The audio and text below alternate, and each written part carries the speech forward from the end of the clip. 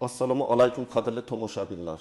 Bugun men siz bilan hayotiy ahamiyatga ega har birimizga tegishli masalani muhokama qilaman. Pensiya tizimidagi tub o'zgarishlar. Siz to'g'ri eshitdingiz, qaror qabul qilindi. Pensiya yangi qoidalar asosida bo'ladi. Bu shunchaki tuzatishlar emas, butun tizimni qayta ko'rib chiqishdir. Kelajagingiz haqida qayg'urayotgan bo'lsangiz, bu video siz uchun juda zarur. Men har bir tafsilotni tushuntirib beraman. Shuning uchun diqqat bilan oxirigacha ko'ring. Hozirroq kanalimizga obuna bo'lishni va videoga like bosishni unutmang. Bu bizga muhim ma'lumotlarni ko'proq odamlarga yetkazishga yordam beradi. Keling, avvaliga qanday bo'lgani va endi nimalar o'zgarganini tushunib olaylik. Eski pensiya tizimi an'anaviy tamoyillarga asoslangan edi.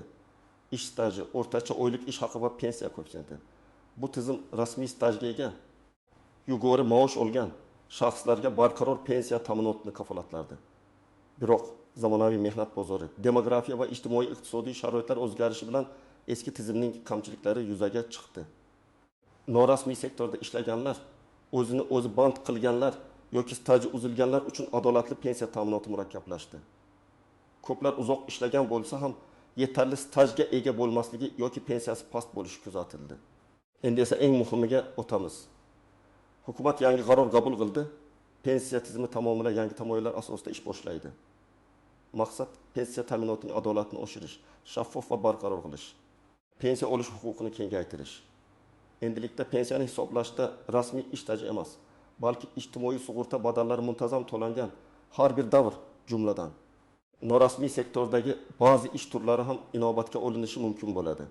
Sizning pensiyangiz endi ish staji yillari bilan emas, balki jamg'arilgan ballar yoki to'langan badallar summasi bilan bog'liq bo'ladi. Yangi tizim har bir fuqaroning mehnat faoliyatidagi hissasini aniqroq aks ettiradi. Bu o'zgarishlar kelajakda nafaqaga chiqadigan har bir kishining moddiy farovonligiga bevosita ta'sir qiladi. Shuning uchun ularni tushunish zaruratdir.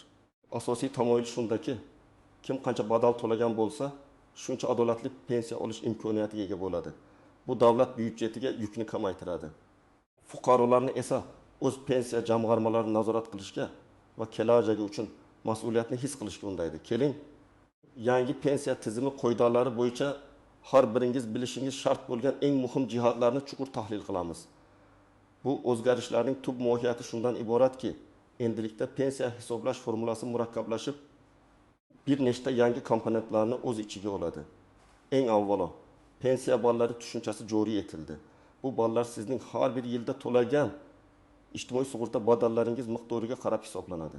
Ya'ni sizning oylik daromadingizdan o'tkazilgan har bir so'm badal uchun ma'lum miqdordagi ballar hisobingizga yozib boriladi. Yil yakunida bu ballar yig'ilib umumiy pensiya balingizni tashkil etadi.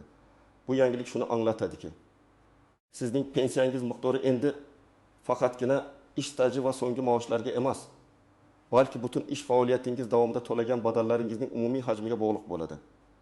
Bu juda adolatli yondashuv. Chunki u har bir insonning o'z mehnat faoliyatiga qo'shgan real hissasini aks ettiradi. Ikkinchi muhim o'zgarish bu pensiya yoshiga oid talablarning qayta ko'rib chiqilishi bo'lishi mumkin. Hozirgi kunda erkaklar uchun 60 yosh, ayollar uchun 50 yosh bo'lgan nafaqa yoshi ma'lum sharoitlarda o'zgarishi mumkin. Bu yerda gap umumiy pensiya yoshini keskin oshirish haqida emas, balki muayyan shartlar, masalan, yetarli miqdorda pensiya ballarini jamg'armagan shaxslar uchun ma'lum bir muddat ishlashni davom ettirish zarurati haqida ketishi mumkin. Shu bilan birga zararli va og'ir mehnat sharoitlarida ishlagan shaxslar uchun imtiyozli pensiya shartlari saqlanib qolishi yoki hatto yanada aniqroq belgilanishi kutilmoqda. Uchinchi muhim jihat bu nafaqaga chiqish uchun talab qilinadigan minimal stajga oid yangiliklar. Agar avval minimal staj aniq bir yil bilan belgilangan bo'lsa, endilikda bu ko'rsatkich ham pensiya ballari tizimiga integratsiyalashtirilgan bo'lishi mumkin. Ya'ni ma'lum bir minimal pensiya ballarini jamg'argan shaxs nafaqa olish huquqini qo'lga kiritadi. Bu norasmiy sektorda ishlagan yoki vaqtinchalik ish staji uzilgan shaxslar uchun katta imkoniyatlarni ochadi. Chunki ular endi har bir to'lagan badali uchun hisoblangan ballar orqali kelajakdagi pensiyasini shakllantira oladi. Bu tizim fuqarolarning mehnat faoliyatining har bir davrda ijtimoiy sug'urta badallari to'lashga rag'batlantiradi. Endi esa kim tashvishlanishi kerak va kimga bu o'zgarishlar ijobiy ta'sir ko'rsatishi mumkinligini ko'rib chiqamiz. Kim tashvishlanishi kerak? Asosan pensiya yoshiga yaqinlashgan, ammo o'z mehnat faoliyati davomida ijtimoiy sug'urta badallarini muntazam to'lamagan yoki norasmiy ravishda ishlagan shaxslar tashvishlanishlari kerak. Agar sizning ish stajingizda rasmiy ma'lumotlar yetarli bo'lmasa yoki bir necha yillar davomida umuman badallar to'lanmagan bo'lsa, sizning jamg'argan pensiya ballaringiz yetarli bo'lmasligi mumkin. Bu esa pensiya miqdorining past bo'lishiga yoki pensiya yoshiga chiqqanda ham nafaqa olish huquqini keyinroq qo'lga kiritishingizga sabab bo'lishi mumkin. Shuningdek, ilgari juda past oylik maosh bilan rasmiy ishlaganlar ham diqqat qilishlari kerak. Chunki ularning badallari miqdori ham kam bo'lgani sababli ballari ham oz bo'lishi ehtimoli bor. Kimga bu o'zgarishlar foydali bo'lishi mumkin? Birinchi navbatda o'zini o'zi band qilgan fuqarolar, kichik biznes egalari va frilanserlar uchun bu tizim juda foydali bo'ladi. Ular endilikda o'z daromadlaridan ijtimoiy sug'urta badallarini ixtiyoriy ravishda to'lab, o'zlarining pensiya jamg'armalarini mustaqil ravishda shakllantirishlari mumkin. Bu avvalgi tizimda deyarli imkonsiz edi. Ikkinchidan, yosh mutaxassislar va hali ish faoliyatini boshlaganlar uchun bu yangilik juda yaxshi imkoniyat. Ular endidan boshlab o'z pensiya kelajagini o'ngli ravishda rejalashtirishlari va badallarni muntazam to'lash orqali yuqori pensiya olishga erishishlari mumkin. Uchinchidan, mehnat faoliyati davomida bir nechta ish joyida yuqori maosh bilan ishlagan va badallarni to'liq to'lagan shaxslar ham yangi tizimdan foyda ko'rishlari mumkin. Chunki ularning har bir to'lagan badali endi alohida qiymatga ega bo'ladi. Endi esa ushbu o'zgarishlarni real hayotiy misollar bilan tahlil qilaylik, raqamlar orqali tushuntiraylik. Birinchi misol, Ahmad aka 78 yoshda. U 25 yil rasmiy ish stajiga ega bo'lgan. O'rtacha oylik ish haqi so'nggi 5 yil davomida minimal iste'mol xarajatlarining 3 barobar miqdorida bo'lgan. Eski tizimda uning pensiyasi hisob-kitobi nisbatan sodda edi. Yangi tizimda Ahmad aka uchun vaziyat biroz murakkablashishi mumkin. Agar u o'z mehnat faoliyatining boshida badallar to'liq to'lanmagan bo'lsa, uning jamg'argan pensiya ballari yetarli bo'lmasligi mumkin. Aytaylik, uning umumiy ballari 200 ballni tashkil etdi. Agar yangi tizimda minimal pensiya olish uchun 2 oydan ball talab qilinsa, Ahmad aka yana 2 yil ishlashi yoki kamroq pensiya miqdoriga rozi bo'lishi kerak bo'ladi. Ammo agar Ahmad aka doimiy ravishda yuqori maosh olgan va badallarni to'liq to'lagan bo'lsa, masalan, uning umumiy ballari 300 balldan oshsa, u yangi tizimda avvalgidan ham yuqori pensiya olishi mumkin. Chunki barcha mehnat yillaridagi badallari hisobga olinadi.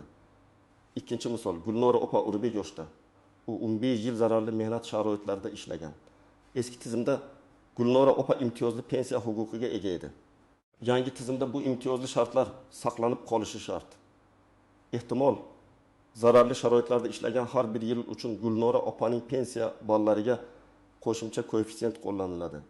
Ya'ni u bir yilda 10 ball jamg'argan bo'lsa, zararli sharoitlar uchun uning ballari 5 koeffitsient bilan ko'paytirilib 15 ballga aylanishi mumkin. Bu esa uning umumiy pensiya ballarini tezroq oshirishga va belgilangan muddatdan ilgariroq yuqori pensiya bilan nafaqaga chiqishiga imkon beradi. Lekin Gulnora opaning ish stajida uzilishlar bo'lgan bo'lsa va bu davrlarda badallar to'lanmagan bo'lsa, u bu davrlardagi ballarni yo'qotgan hisoblanadi. Shuning uchun unga hozirdan o'zining shaxsiy pensiya hisobini nazorat qilish va zarur bo'lsa, qo'shimcha badallar to'lash haqida o'ylash tavsiya etiladi. Uchinchi misol, Jasur Uttim yoshda. U 3 yildan buyon IT sohasida frilanser sifatida ishlaydi. Uning rasmiy ish staji yo'q edi. Yangi tizimda Jasur o'zi band qilgan shaxs sifatida ro'yxatdan o'tib, har oy ixtiyoriy badallar to'lashi mumkin. U har oy minimal o'rtacha ish haqining bir qismi miqdorida badal to'lab boradi. Har bir to'lagan badali uchun uning pensiya hisobiga ballar yozib boriladi. Agar Jasur har yil o'rtacha e'tibor jamg'arsa va 30 yil davomida shunday qilsa, u nafaqaga chiqqanda 1500 ballga ega bo'ladi. Bu esa unga juda yuqori va barqaror pensiya olish imkoniyatini beradi. Chunki yangi tizimda minimal talab qilingan ballar ehtimol 2-300 ball atrofida bo'ladi. Bu misol yangi tizim zamonaviy mehnat munosabatlariga moslashib, har bir insonning o'z kelajagiga mas'uliyat bilan yondashishiga sharoit yaratishini ko'rsatadi. Pensiya tizimidagi har qanday o'zgarishlar doimo o'ziga xos istisnolar, kutilmagan vaziyatlar va hamma ham bilmaydigan nozik jihatlarni o'z ichiga oladi. Yangi tizimda ham shunday holatlar mavjud bo'lib, ularni bilish sizni ko'plab muammolardan qutqarishi mumkin. Istisnolar va maxsus qoidalar. Nogironligi bo'lgan shaxslar uchun pensiya ta'minoti qoidalari yangi tizim ularning ijtimoiy himoyasini kuchaytirishga qaratilgan bo'lishi kerak. Ehtimol ularga pensiya ballarini jamg'arishda yengilliklar beriladi yoki ma'lum bir minimal ball to'plamasdan ham pensiya olish imkoniyati saqlanib qoladi. Masalan, bolalikdan nogironligi bo'lganlar yoki mehnatda mayib bo'lganlar uchun talab qilinadigan ish staji yillari kamaytirilishi yoki umuman talab qilinmasligi mumkin. Ularga beriladigan pensiya miqdori ham badallar miqdoriga bog'liq bo'lmasdan ijtimoiy me'yorlarga asoslanishi ehtimoli yuqori. Davlat xizmatchilari va maxsus xizmat xodimlari uchun alohida pensiya ta'minoti tartibi. Harbiy xizmatchilar, huquq tartibot organlari xodimlari, ba'zi tibbiyot va ta'lim sohasi vakillari uchun maxsus nizomlar saqlanib qolishi mumkin. Ularning ish staji va pensiya hisoblash tizimi umumiy qoidalardan farq qilishi mumkin. Masalan, ularning xizmat muddatining har bir yili oddiy mehnat stajining bir necha yiliga tenglashtirilishi yoki pensiya miqdori oxirgi lavozimdagi maoshiga ko'ra hisoblanishi ehtimoli bor. Agar siz shunday toifadagi fuqaro bo'lsangiz, o'z idorangizning kadrlar bo'limidan aniq ma'lumot olishingiz shart. Zararli va og'ir mehnat sharoitlarida ishlagan shaxslar, bu toifadagi fuqarolar uchun imtiyozlar saqlanib qolishi shart. Ammo bu imtiyozlar qanday hisoblanishi aniq belgilanishi kerak. Ba'zi hollarda ularning har bir yili 2 yil sifatida hisoblanishi mumkin. Boshqa hollarda esa jamg'argan ballarga qo'shimcha koeffitsient qo'llanilishi mumkin. Eng muhimi, bunday sharoitlarda ishlaganligingizni tasdiqlovchi hujjatlarning to'g'ri rasmiylashtirilganligi va saqlanganligiga ishonch hosil qiling. Aks holda siz bu imtiyozlardan foydalana olmasligingiz mumkin. Pitfallar va ehtiyot bo'lish kerak bo'lgan holatlar. Eng katta xatolardan biri shaxsiy pensiya hisobingizni nazorat qilmaslik. Ko'plab odamlar o'z ish beruvchilariga ishonib, badallar to'lanyaptimi yo'qmi qiziqmaydilar. Yangi tizimda bu juda muhim. Agar sizning nomingizdan badallar to'lanmagan bo'lsa, pensiya ballaringiz nolga teng bo'ladi va kelajakda pensiyasiz qolishingiz mumkin. Shuning uchun har yili o'z shaxsiy pensiya hisobingizdan ko'chirma olishni odat qiling va undagi ma'lumotlarni tekshiring. Buni DXM yoki elektron hukumat portali orqali amalga oshirish mumkin. Ikkinchi pitfal hujjatlarni noto'g'ri rasmiylashtirish yoki yo'qotish. Ish daftarchangizdagi yozuvlar, ishdan bo'shatish va ishga qabul qilish to'g'risidagi buyruqlar, maoshlar to'g'risidagi ma'lumotnomalar pensiyani hisoblashda muhim. Agar sizda biror hujjat yetishmasa yoki unda xatoliklar bo'lsa, hozirdan tuzatish choralarini ko'ring. Ba'zi hollarda sud orqali ish stajini tasdiqlashga to'g'ri kelishi mumkin. Bu esa vaqt va mablag' talab qiladi. Uchinchi pitfal: yangiliklarni e'tiborsiz qoldirish va eskicha fikrlash. Pensiya qonunchiligi doimiy o'zgarishi mumkin. Bugungi ma'lumotlar bir necha yildan keyin eskirishi mumkin. Rasmiy manbalardan muntazam ravishda yangiliklarni kuzatib borish juda muhim. Menga tegishli emas deb o'ylash eng katta xatodir. Nozik jihatlar va unutilmas nuanslar, onalik ta'tillari va bolalarni parvarishlash davrlari. Bu davrlar ham ish stajiga qo'shiladi va yangi tizimda ham ular uchun pensiya ballari hisoblanishi kerak. Qanday qilib? Ehtimol bu davrlar uchun davlat byudjetidan badallar to'lanadi yoki tenglashtirilgan ballar beriladi. Bu ayollar uchun muhim, chunki ular bolalarni parvarishlash sababli ish stajida uzilishlarga ega bo'lishlari mumkin. Shu sababli onalik ta'tilda bo'lgan ayollar ham o'z hisoblariga qanchalik ballar yozilayotganini tekshirishlari kerak. Xorijda ishlagan davrlar. Agar siz xorijda rasmiy ishlayotgan bo'lsangiz va o'sha davlatning pensiya tizimiga badallar to'lagan bo'lsangiz, O'zbekiston bilan shartnomalari bor davlatlar uchun bu staj hisobga olinishi mumkin. Ammo har bir davlat bilan tuzilgan shartnoma shartlari har xil bo'lishi mumkin. Shuning uchun xorijda ishlagan fuqarolar o'z hujjatlarini va badal to'laganliklarini tasdiqlovchi ma'lumotnomalarni saqlashlari hamda qaytib kelganlarda pensiya jamg'armasiga murojaat qilishlari kerak. Ixtiyoriy pensiya jamg'armalari. Yangi tizim fuqarolarga davlat pensiyasidan tashqari ixtiyoriy ravishda qo'shimcha pensiya jamg'armalarini shakllantirish imkoniyatlarini ham ochib berishi mumkin. Bu degani, siz ma'lum bir pensiya fondiga qo'shimcha mablag'lar kiritishingiz va kelajakda davlat pensiyasiga qo'shimcha shaxsiy jamg'arma pensiyasini olishingiz mumkin. Bu moliyaviy barqarorlikni ta'minlashning eng samarali usullaridan biridir. Endi esa eng muhim qismga keldik. Xo'sh, men nima qilishim kerak degan savolga amaliy va aniq javoblar beraman. Yangi pensiya tizimida shunchaki kutib o'tirish emas, balki faol harakat qilish juda muhim. Mana siz uchun qadam-baqadam ko'rsatma. Bering, shaxsiy pensiya hisobingizni tekshiring. Bu sizning barcha ish faoliyatingiz davomida to'langan ijtimoiy sug'urta badallaringiz va ularga hisoblangan pensiya ballaringiz aks etadigan asosiy hujjatdir. DXMga boring, My.Gov.uz orqali yordamida onlayn ko'chirma oling. Yoki pensiya jamg'armasining hududiy bo'limlariga shaxsan boring. Ko'chirmadagi staj, badallar miqdori va jamg'argan ballaringizni tekshiring. Agar ma'lumotlarda nomuvofiqlik bo'lsa, zudlik bilan choralar ko'ring. Badallar to'liq to'lanmagan bo'lsa, ish beruvchingizga e'tiroz bildirish huquqiga egasiz. 2. Mehnat hujjatlaringizni tartibga soling. Ish daftarchangiz pensiya tayinlashda hal qiluvchi ahamiyatga ega. Undagi har bir yozuv aniq, tartibli va tegishli muhrlar bilan tasdiqlangan bo'lishi shart. Agar ish daftarchangiz yo'qolgan bo'lsa yoki unda xatoliklar bo'lsa, darhol avvalgi ish joylaringizga murojaat qilib, arxiv ma'lumotnomalari, buyruqlar nusxalari, maoshlar to'g'risidagi ma'lumotnomalarni yig'ing. Diplomlar, harbiy guvohnoma, nikoh guvohnomasi kabi hujjatlar ham pensiya turini aniqlashda muhim. Yo'qolgan stajni tiklash imkoniyatini o'rganing. Yangi tizim norasmiy ishlaganlar yoki ish stajida uzilish bo'lganlarga pensiya shakllantirish imkonini beradi. Pensiya jamg'armasiga murojaat qilib, ilgari ishlamagan davrlar uchun ixtiyoriy badallar to'lash tartibi haqida ma'lumot oling. O'zi band qilgan fuqarolar belgilangan tartibda ijtimoiy soliq to'lovlarini onlayn tarzda amalga oshirib, kelajakdagi pensiyasini shakllantira oladilar. 4. Pensiya yoshingizga yaqinlashganda oldindan maslahat oling. Nafaqaga chiqishdan kamida 1 yil oldin pensiya jamg'armasi mutaxassislari bilan maslahatlashish tavsiya etiladi. Ular holatingizni tahlil qilib, pensiya tayinlash uchun kerakli hujjatlarni va keyingi qadamlaringizni aniq aytib berishadi. Bu sizni kutilmagan muammolar va kechikishlardan himoya qiladi. 5. Yangiliklarni muntazam kuzatib boring. Pensiya qonunchiligi doimiy takomillashib boradi. Rasmiy manbalarni pensiya jamg'armasi veb-sayti, Adliya vazirligi huquqiy axborot kanali kuzatib boring. Men ham bu kabi muhim o'zgarishlar haqida sizni xabardor qilib borishga harakat qilaman.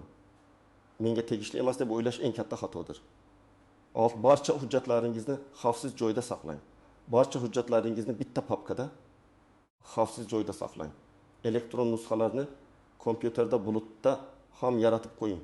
Bu favqulodda vaziyatlarda sizga yordam beradi. Qisqacha aytganda, yangi pensiya tizimi har bir fuqarodan o'z kelajagiga yanada mas'uliyatli yondashishni talab qiladi. Qancha badal to'lasangiz, shuncha ball to'playsiz va shuncha yuqori pensiyaga ega bo'lasiz. Bu shaxsiy javobgarlik va faollik davri. Shunday qilib, qadrli do'stlar, bugungi videomizda pensiya tizimidagi global o'zgarishlarni tahlil qildik. Esingizda tuting. Qaror qabul qilindi. Pensiya yangi qoidalar asosida bo'ladi. Bu sizning moliyaviy kelajagingizni belgilab beruvchi islohotdir.